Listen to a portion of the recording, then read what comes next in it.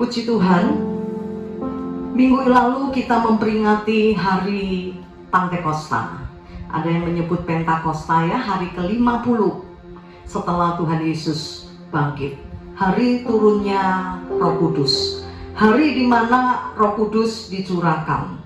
Dan Roh Kudus adalah pribadi Allah sendiri yang diutus oleh Tuhan untuk mendampingi, untuk menyertai kita dalam menjalani hari-hari hidup kita. Bicara tentang pendamping, saya tahu betul karena kami ini suka traveling ya, beberapa kali pergi tanpa pendamping, tanpa orang yang tahu situasi negara itu, membuat hasil tidak memuaskan. 10 tahun yang lalu kami ke Amerika, kami pergi sendiri. Tidak banyak tempat yang kami kunjungi. Sampai anak saya bilang, lain kali kalau pergi kita ikut tur aja. Jadi ada yang kasih tahu gitu ya, kemana ada yang atur perjalanan supaya perjalanan ini menjadi sangat indah. Tidak cuman di Amerika, beberapa 2-3 tahun yang lalu kami ke Jepang bersama teman-teman. Saya sudah bilang sama suami, apa kita tidak ikut tur aja? Ini teman-teman tahu kok gitu ya. Dan apa yang terjadi sangat mengecewakan ya. Tidak banyak tempat yang kami kunjungi, bahkan sempat beberapa kali kita mau pergi, akhirnya nggak jadi ya. Yang satu minta ke taman, minta foto, yang satu minta ke shopping mall. Bahkan dalam perjalanan pun akhirnya teman kami suami istri bertengkar dan tidak jadi pergi ke tempat yang sudah kami rancangkan. Itu membuat saya menyadari betapa pentingnya pendamping. Nah, berbeda dengan perjalanan ke Israel ya, sudah diatur sedemikian rupa, kami ikuti schedule dan kami menikmati perjalanan. Nah, Bapak Ibu Saudara, kenapa kita perlu pendamping dalam hidup ini? Dalam kitab Ibrani pasal yang ke-11 ayat 13 dikatakan, kita ini pendatang ya. Di bumi ini kita ini pendatang. Kenapa? Bumi ini bukan tanah air kita. Tanah air kita di surga. Kita tidak tahu apa yang akan terjadi di dalam hidup ini. Kita tidak tahu seluk-beluknya ya. Karena itu Tuhan sudah menetapkan bahwa kita perlu pendampingan di dalam hidup ini, di dunia ini. Dan yang mendampingi kita Roh Kudus. Jadi Roh Kudus menjaga, menghibur, menolong, melindungi kita dari musuh, memberikan kita hikmat untuk kita keluar dari persoalan yang kita hadapi, dan banyak hal yang sudah kita pelajari minggu lalu. Dan saya akan lanjutkan minggu ini. Roh Kudus tidak hanya menjaga, menghibur, menolong, melindungi kita dari musuh, tetapi Roh Kudus juga memampukan kita untuk kita melakukan firman Tuhan. Yesaya pasal 36 ayat 27 dikatakan, Rohku akan kuberikan diam di dalam batinmu, dan aku akan membuat kamu hidup menurut segala ketetapanku, dan tetap berpegang pada peraturan-peraturanku dan melakukannya. Tanpa Roh Kudus, kita tidak akan mampu melakukan ketetapan-ketetapan Allah. Kita tidak akan mampu melakukan apa yang menjadi keinginan hati Tuhan. Kita tidak akan mampu untuk mentaati peraturan-peraturan Allah. Untuk kita mentaati firman ini tidak gampang ya Bapak Ibu Saudara. Salah satu contoh, firman Tuhan berkata, ampuni musuhmu ya, berkati, doakan, berkati orang yang menganiaya kamu. Bisa tidak saudara? Sulit. Kita tidak balas saja untung, tapi hatinya berdodok, muangkel, betul ya. Nah, kita perlu bersyukur Tuhan berikan Roh Kudusnya kepada kita. Dia yang akan membuat kita mampu melakukan setiap ketetapan, setiap peraturan, setiap firman yang diberikan oleh Tuhan. Sangat luar biasa sekali ya, kita dimampukan. Nah, Ini penting sekali. Kenapa? Kita dimampukan supaya kita bisa menjadi saksi. Kisah Para Rasul pasal 1 ayat yang ke-8 dikatakan, dan kamu akan menerima kuasa kalau Roh Kudus turun atas kamu, dan kamu akan menjadi saksiku. Tuhan mau kita menjadi saksi. Tidak gampang untuk menjadi saksi, ya. Saksi itu beda dengan bersaksi. Nanti kita akan belajar. Tapi ayat ini berkata kita diberi kuasa. Nah, kuasa itu kita dapatkan kalau Roh Kudus turun atas kita. Nah, kuasa itu untuk apa? Untuk menjadi saksi. Katakan menjadi saksi, bukan bersaksi, ya. Katakan bersama-sama menjadi saksi. 1, 2, 3. Menjadi saksi. Yesaya pasal 43 ayat 10 dikatakan, kamu inilah saksi-saksiku. Siapa kamu? Ya kita. Kita semua ditetapkan untuk menjadi saksi. Bapak, Ibu, Saudara, menjadi saksi untuk apa? Kita akan baca ayat ini. Ayat ini bagus sekali, ya. Yesaya pasal yang ke-43 ayat yang ke-10. Kamu inilah saksi-saksiku, demikianlah firman Tuhan, dan hambaku yang telah kupilih, supaya kamu tahu dan percaya dan mengerti bahwa aku tetap Dia. Ada 3 hal yang perlu kita perhatikan di sini. Saudara, kita ini saksi Tuhan, ya. Kita harus tahu, kita harus percaya, kita harus mengerti. Apa yang harus kita tahu, percaya, dan mengerti? Yesus, Dia tetap Tuhan. Dia tidak berubah. Nah, kita ini saksi, ya. Tadi saya katakan kita ini saksi. Kita ini bukan reporter, ya. Reporter itu menceritakan tentang orang lain. Oh, Tuhan itu dahsyat. Si A ini loh sembuh dari penyakit bla bla bla. Saudara, kita tidak dipanggil untuk menjadi reporter, untuk menceritakan kedahsyatan Tuhan di dalam hidup orang lain. Tetapi kita ini dipanggil menjadi saksi. Kita mengalaminya. Kita harus tahu, kita harus mengerti siapa Tuhan. Saya yakin kalau hal ini kita tangkap, maka hidup kita pasti akan berubah. Kita tidak akan hidup seperti sekarang ini. Banyak orang menjadi Kristen bertahun-tahun tidak mengalami apa-apa. Kenapa? Karena tidak pernah mengalami sesuatu, ya. Jadi kita bukan reporter yang ceritakan pengalaman orang, tetapi kita mengalaminya sendiri. Kita melihat dengan mata kepala kita bagaimana tuh kedahsyatan Tuhan. Siapa Dia?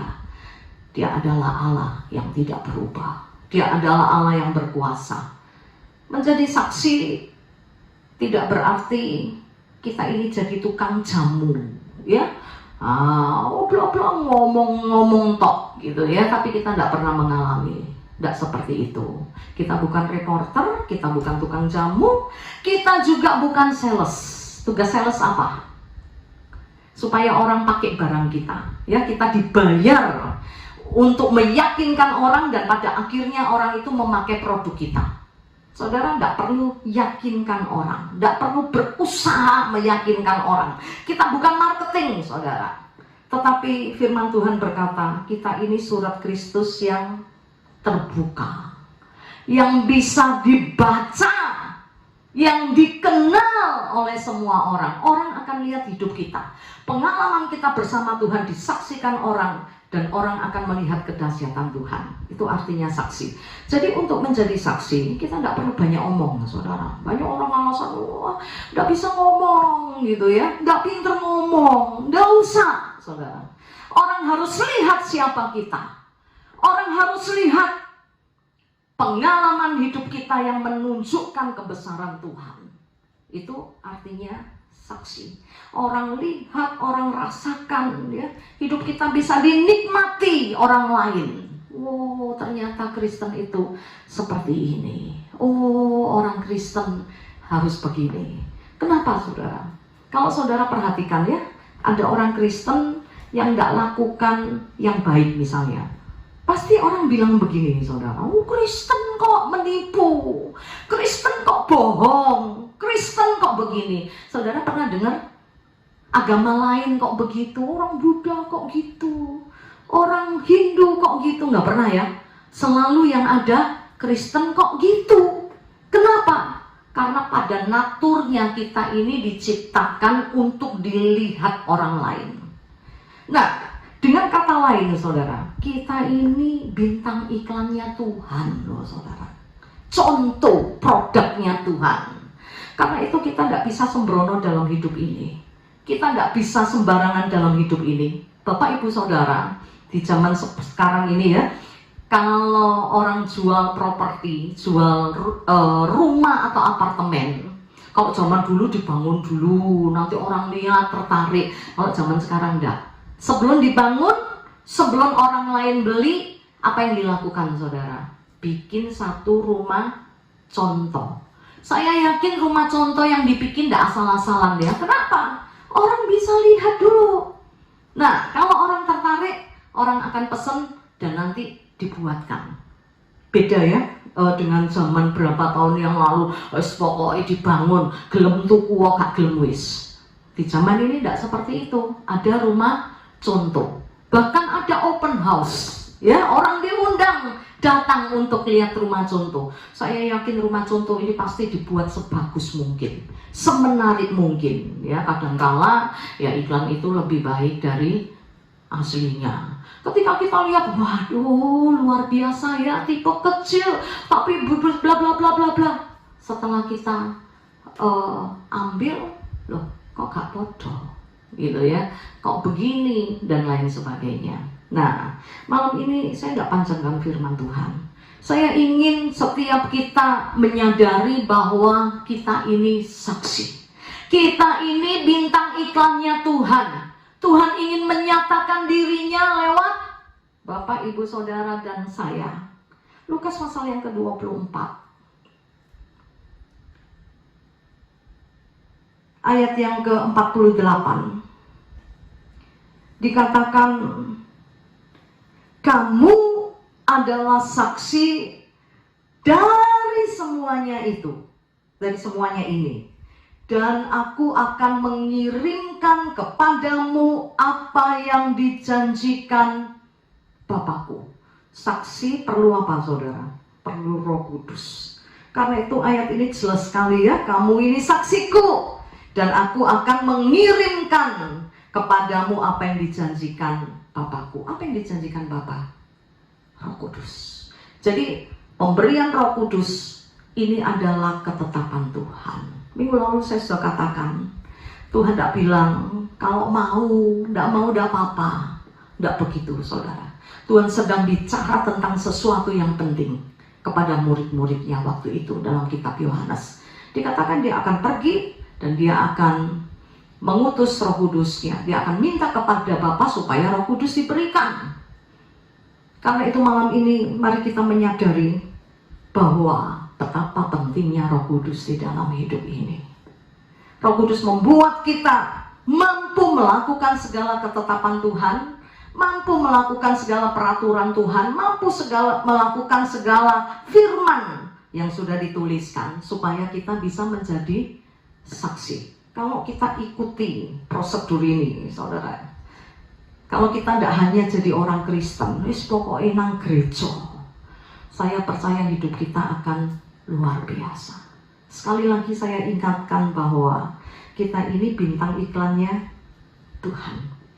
Saudara, pasti hidupmu akan menjadi luar biasa. Karunia Roh Kudus diberikan, itu membuat engkau menjadi satu pribadi yang lebih dari seharusnya, begitu ya. Saya ini tidak punya papa sejak saya kecil. Saya kelas 5 SD papa saya meninggal. Kami 6 bersaudara.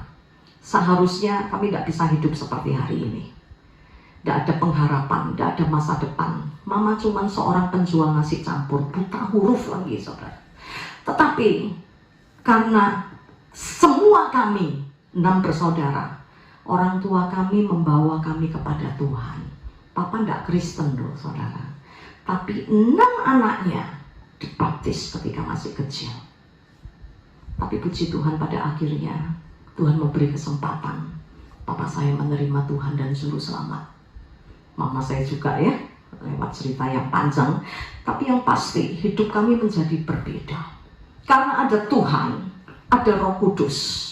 Kami tidak hidup sebagaimana selayaknya. Harusnya ditinggal papa, tidak ada yang sekolahin, mama tidak bisa biayain, hidup kami hancur. Tetapi karena Tuhan, karena ada Roh Kudus di dalam hidup kami, memimpin, menuntun, memberikan gairah, memberikan damai sejahtera, memberikan semangat, kami tidak putus asa dalam hidup ini. Saya sering saksikan saya harus bekerja untuk saya bisa sekolah. Kelas 1 SMP saya sudah ngelesi, tidak cuma ngelesi. Saya ke sekolah, saya bawa jualan, saudara ya. Bawa kulit jeruk, bawa ini, bawa itu, saudara. Untuk biaya sekolah kami. Bahkan kami 6 bersaudara, kami bisa tidak cuma S3 ya, SD, SMP, SMA. Kami bisa kuliah menyelesaikan studi kami. Dan hari ini kami hidup di luar jangkauan. Tidak bayangkan ya bisa hidup seperti ini. Tidak bayangkan kami punya hari depan yang baik. Tetapi karena kami ini adalah saksi Tuhan. Tuhan melakukan sesuatu yang luar biasa di dalam hidup ini sehingga orang bisa lihat, wow, perkara yang sama akan dikerjakan oleh Tuhan di dalam hidupmu. Jangan jadi orang Kristen yang biasa, bodoh, saudara. Ya, Tuhan rancangkan sesuatu yang luar biasa. Kita ini produk contohnya Tuhan. Banyak hal yang akan Tuhan lakukan di dalam hidup kita, dalam masa depanmu, dalam pergumulanmu, dalam perjuanganmu. Orang akan melihat Yesus yang dahsyat itu. Siap dipakai Tuhan untuk menjadi saksinya. Amin. Beberapa ayat ingin saya tambahkan sebelum kita berdoa dan sebelum kita masuk dalam perjamuan kudus. Yesaya pasal yang ke-43. Tangkap sesuatu malam ini. Saya percaya hidupmu akan berubah. Hidupmu tidak biasa-biasa saja. Kenapa saya berani katakan ini? Saya mengalaminya. Ketika saya mau menikah, saya dengar kesaksian Bapak Petrus Agung, tidak pernah tinggal dalam rumah kontrakan. Saudara, jujur dalam hati, saya berpikir, ya iya kamu hamba Tuhan besar. Kamu khotbah persembahannya banyak. Di sekitarmu banyak orang kaya. Ngomong tidak pakai dipikir. Tetapi ketika saya pulang dari ibadah itu, Tuhan bertanya kepada saya, Elizabeth, Tuhannya Pak Petrus Agung sama enggak dengan Tuhanmu? Saya tidak berani jawab, saudara. Saya pikir menikah punya rumah dari mana? Kami ini hanya hamba Tuhan kecil. Suami melayani di desa-desa. Saya hanya melayani persekutuan, membina persekutuan. Tidak ada duitnya karena yang dibina persekutuan doa mahasiswa.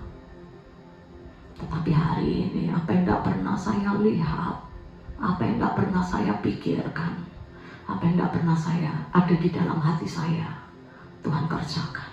Tidak mimpi bisa sekolahkan anak di luar, tidak mimpi bisa punya fasilitas seperti ini.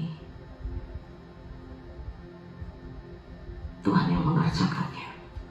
Yesaya pasal 3, pasal 43 ayat terakhir. Karena kita mau masuk dalam perjamuan kudus ya. Di ayat yang ke-11 dikatakan, Aku. Ayat 10 dibilang kita ini saksi ya. Ayat 11, Akulah Tuhan. Dan tidak ada juru selamat selain daripadaku. Hanya Yesus yang bisa selamatkan hidup kita, bisa selamatkan rumah tangga kita, bisa selamatkan masa depan kita. Hanya Yesus, tidak ada yang lain. Amin. Ayat 13. juga seterusnya, aku tetap Dia Allah yang tidak berubah. Dulu, sekarang, dan selamanya. Kalau dulu kita mengenal Dia sebagai Tuhan yang dahsyat, hari ini pun engkau bisa lihat kedahsyatan Tuhan. Kalau dulu engkau bisa rasakan kebaikan Tuhan, hari ini pun Dia tidak berubah, Dia tetap Allah yang baik. Amin. Ayat 13, dan juga seterusnya, aku tetap Dia, dan tidak ada yang dapat melepaskan dari tanganku. Aku melakukannya, siapa yang dapat mencegahnya? Tidak ada pribadi yang lebih hebat dari Allah kita. Dia mampu melakukan segala sesuatu, dan tidak ada yang bisa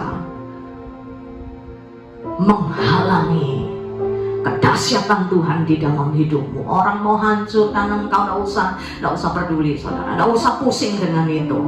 Kami punya banyak pengalaman ya, ketika orang mau hancurkan kita, mau fitnah kita, malah kami lihat Allah turut bekerja di dalam segala sesuatu, mendatangkan kebaikan. Teman kerja kami pengen jegal, laporin ke pimpinan bla bla bla supaya kami digantikan, malah dibiayai berobat, saudara. Ya, dahsyat Tuhan itu. Saya rindu semua engkau yang mendengarkan, yang ikut dalam ibadah online ini. Ayo, jangan jadi orang Kristen yang biasa-biasa. Yohanes pasal 4 dikatakan, Yohanes pasal 14 ayat 18 dikatakan, aku tidak akan meninggalkan engkau sebagai yatim piatu. Maksudnya apa, saudara? Yatim piatu itu udah punya harapan, ya. Gak duit sopo-sopo, udah ada modal, orang tua miskin. Orang tua boleh gak tinggalin apa-apa, tapi kita punya Allah yang dahsyat. Amin. Ayat 20, ayat paling akhir, kalau tadi terakhir ya, Yohanes 14 ayat yang ke-20. Sebelum saya tutup dan kita masuk dalam perjamuan kudus, Yohanes pasal 14. Tidak kebetulan ya, kita 3 minggu berturut-turut kita jalani ibadah kita dengan luar biasa ya. Yesus naik ke surga, Dia berikan berkat eulogia ya. Setelah itu kita rayakan Pantekosta, kita menerima Roh Kudus yang mendampingi hidup kita, yang menuntun kita di dalam perjalanan hidup di dunia ini. Dan hari ini kita masuk dalam perjamuan kudus. Apa yang firman Tuhan katakan dalam Yohanes pasal 14 ayat yang ke-20? Pada waktu itulah kamu akan tahu bahwa aku Yesus dalam Bapa-Ku, dan kamu dalam aku. Yesus dalam Bapa, Yesus dalam kita, ya, dan kita di dalam Yesus. Perjamuan kudus yang akan kita lakukan sangat berarti. Dia ada di dalam kita, kita ada di dalam Dia, dan hidup kita akan menjadi luar biasa. Amin.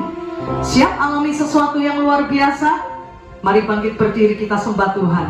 Haleluya.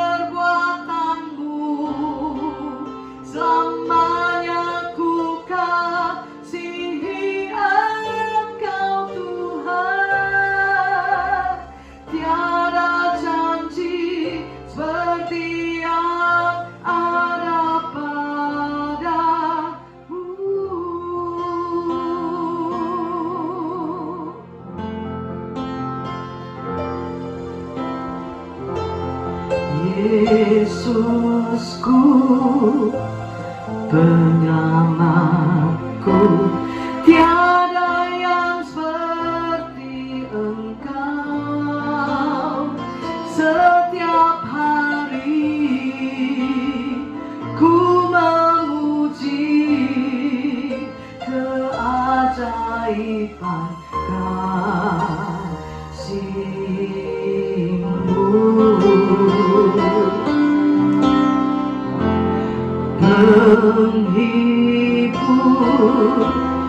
pelindung, menara kekuatan.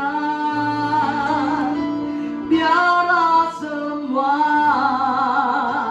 yang bernafas tak berhenti menyembahmu.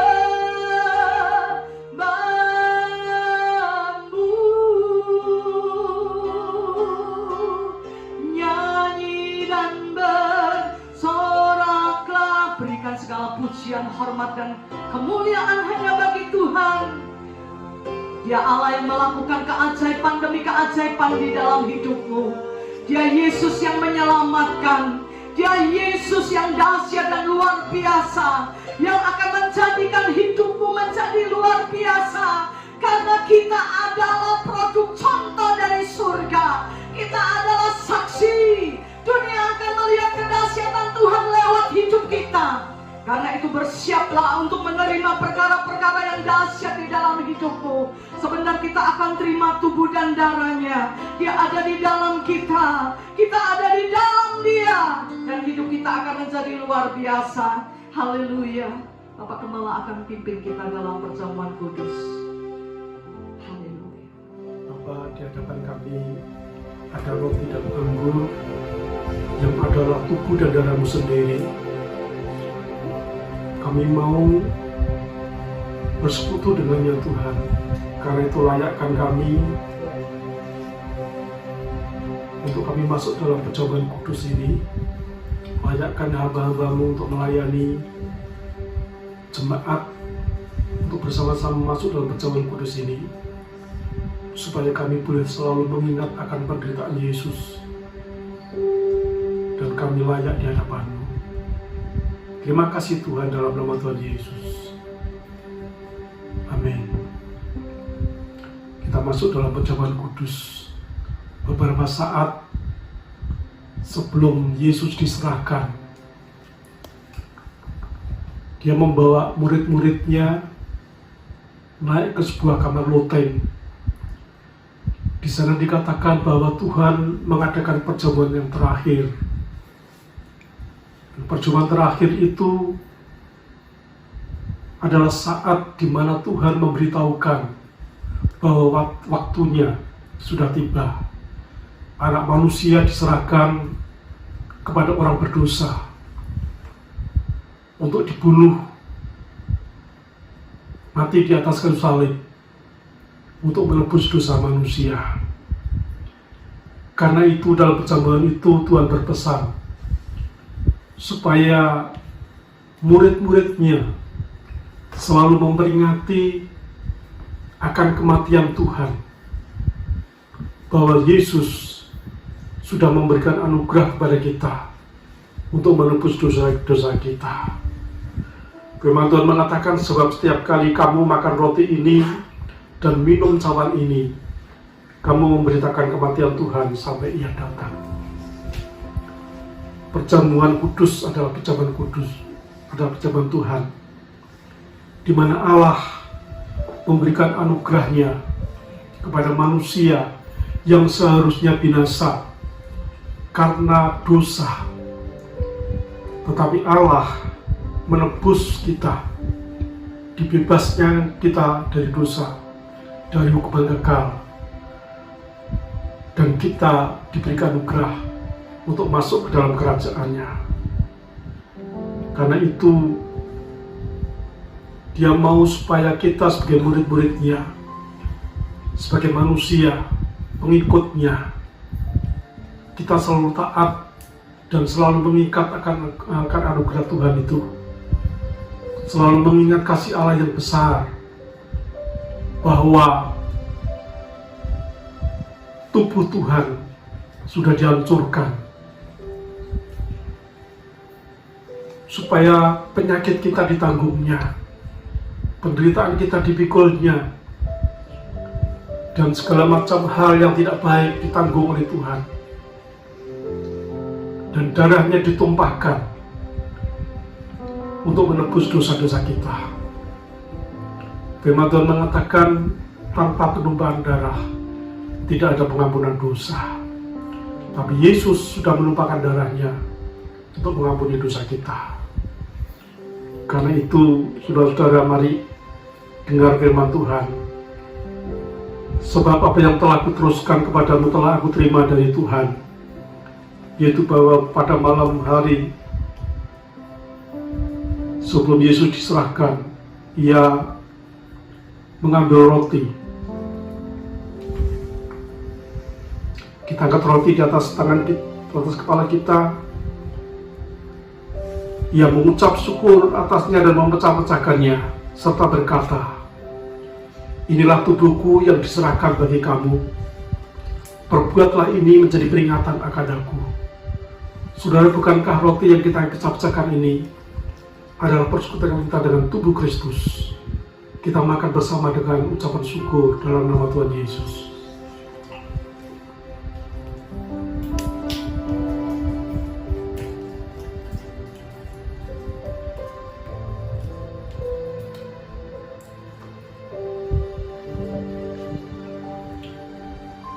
Kita angkat cawan di hadapan Tuhan.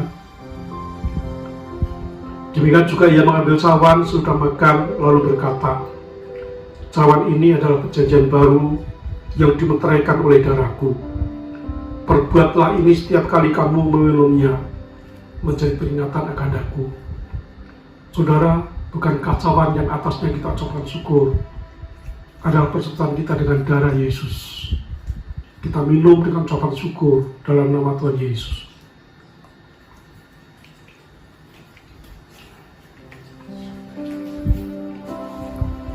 Naikkan syukur ke hadapan Tuhan.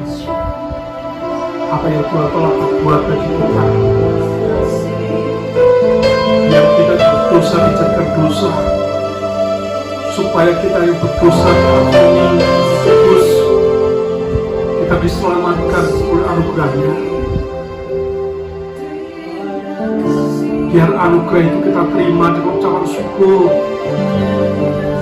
Kita katakan di hadapan Allah, "Aku mau setia menjadi pengikutmu, mengikuti langkah-langkahmu Tuhan, menjadi murid yang selalu taat, dengar-dengaran akan firman-Mu, supaya kami layak di hadapan-Mu." Terima kasih Tuhan. Kami percaya bahwa Engkau mengasihi kami. Engkau sudah tebus dosa kami.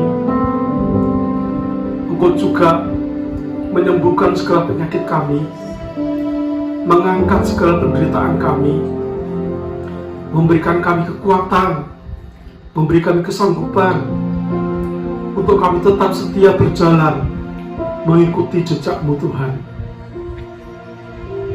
Kami bersyukur kepada-Mu. Oleh tubuh dan darah-Mu kami menjadi kuat, dan kami tetap setia mengiring Tuhan. Terima kasih Tuhan, terima kasih. Terpuji nama-Mu dalam nama Tuhan Yesus. Kami naikkan syukur kehadiran-Mu.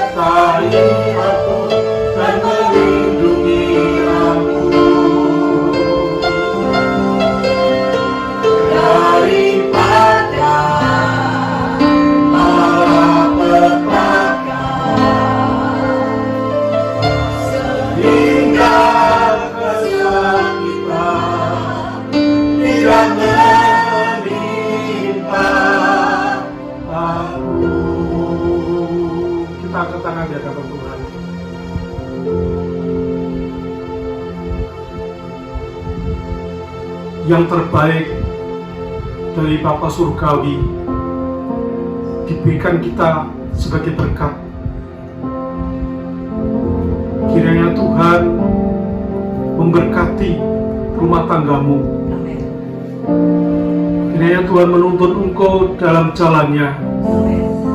untuk mencapai janji Allah. Kiranya kekuatan dan kesehatan menjadi bagian hidup kita, dan itu kita nikmati setiap hari. Penyertaan Tuhan yang sempurna membuat kita berhasil dan beruntung. Di dalam nama Bapa, Putra, dan Roh Kudus, dalam nama Tuhan Yesus Kristus, terimalah berkat yang terbaik ini. Di dalam nama Yesus Kristus Tuhan. Katakan bersama-sama, amin. Tuhan memberkati.